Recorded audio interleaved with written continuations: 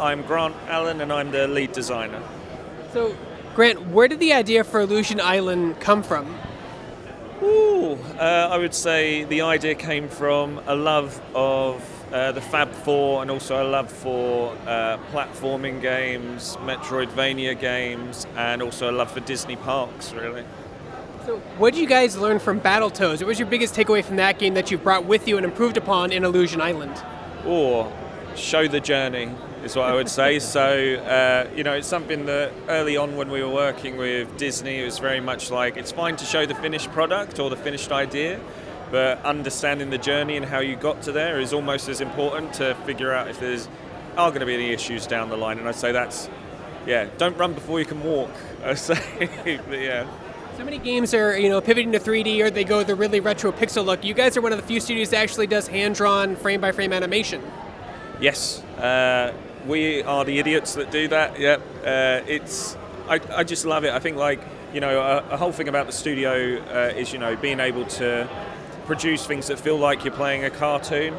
It's kind of one of the things that as a kid, and you look at like video games or TV shows, and you think of the possibilities, and think of your imagination runs wild with that stuff. And for us, I think the things that you can do and the things that you can make the player feel through the 2D animations is just amazing. So that's why we kind of stick to it, I guess. As a designer, are there any challenges? Because like I said, not many studios do that kind of art style. Is there any challenges from a designer's perspective of doing something like that?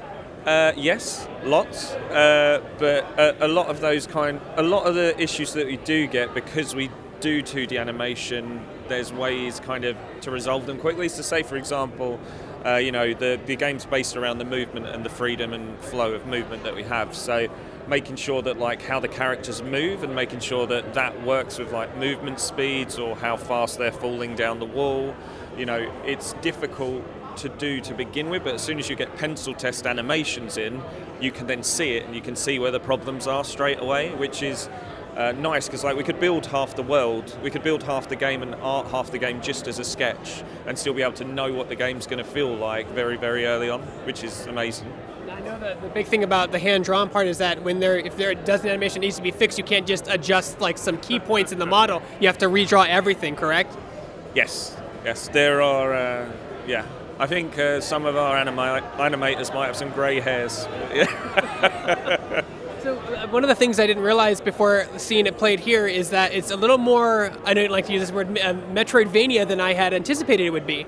Yes, it is. I would say that from now on, everyone calls it a Mickeyvania because I'm trying to make it a thing. So this is a Mickeyvania, but it's almost, we took the elements of Metroidvania and it's almost like making it something which is, welcoming, players can understand it. It's, it might be their gateway into more Metroidvanias or games like that. And if we can do that, I think we've done our job. So. You guys have to have a really heavy emphasis on co-op. A lot of the characters can do other things to help the other characters maneuver around the world. What was that? What was it like designing that? So I think that comes from, when I was younger, I had a lot of brothers and I was the youngest, so I was always the second player. And I think games like World of Illusion, for example, the rope drop is taken straight out of World of Illusion. But being able to have those kind of, you have the critical path and the critical story, which is fantastic, but giving the player the rope drop and the leapfrog and the hugging is stuff where it makes players create their own moments together, which I think is very, very important. You enjoy this amazing story, but there's a lot of people who will always remember punching their brother because they've done something in a game that they were playing on the sofa, or those key moments that you have playing video games. Now, with emphasis on co-op, is it hard to make sure that a player playing by himself can still get through everything without the assistance of another player? So all of the multiplayer easements that we have are non-critical. So the kind of ethos we had when we were making the game from the beginning was awesome alone, better together.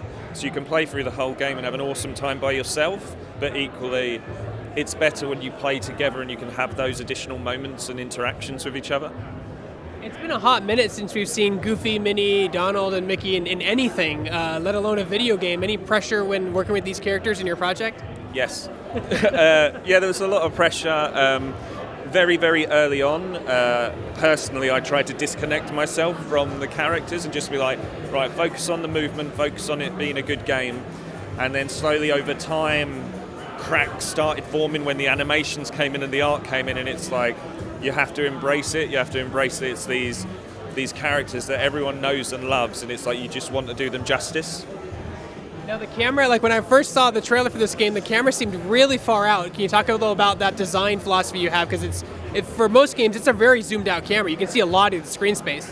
Yeah, so the camera was a bit of a back and forth. So there's 2 different cameras. If you're in single player, there's different camera zoom into when you're in multiplayer. A lot of that we had to take into account with player movement, players getting left behind, as well as the horizontal and vertical movement that you can get. So it's a lot of iteration and back and forth. And it's just making sure that anyone who is playing does feel like they're still playing and is still having a good time. And do you guys have voice work in your game for the 4 main characters, or is it all just kind of pantomimed? So we have emotes during the in-game cutscenes, and during the full animated cutscenes, they're all the original voice actors. Oh, that's great. Yeah, it was a bit of a dream for AJ when he got to sit on a video call and have like the originals kind of doing all the lines that he wrote. Yeah. Once you sign a voice for Disney, it's that for life until you move on. That's basically until you pass. You're that voice forever. Yeah. You're locked in, aren't you? So.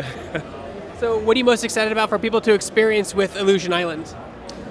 I am excited for people to experience Dash Dolphin, which isn't going to mean anything to anyone right now, but Dash Dolphin and what he gives you and the fun that you get from that, I'm very much looking forward to people to play. Yeah. So when does the game come out, and what platforms are you aiming for at launch? It's the 28th of July, and it's coming exclusively for the Nintendo Switch.